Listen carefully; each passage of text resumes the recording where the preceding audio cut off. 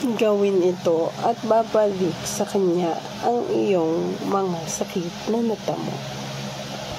Ito ay gagawin sa araw ng Biyernes. Una ay maghanda ka ng isang papel. Kailangan mo rin ng panulat na kahit anong kulay. Tupperware, karapon at isang kandila.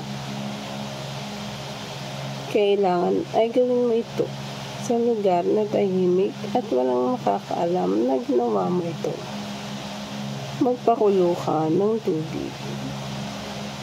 Isulat mo sa papel ang kanyang buo at ang kanyang totoong pangalan. Sindihan mo ang kandilang puti.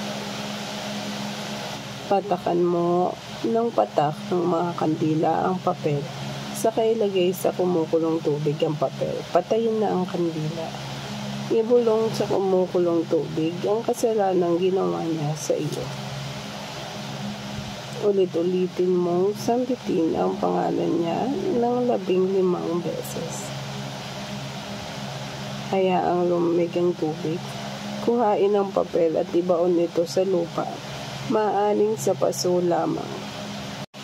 Itapon sa pinagbaunan ng tubig na pinagkuluan na para bang dinidiligan mo ang ating binaon.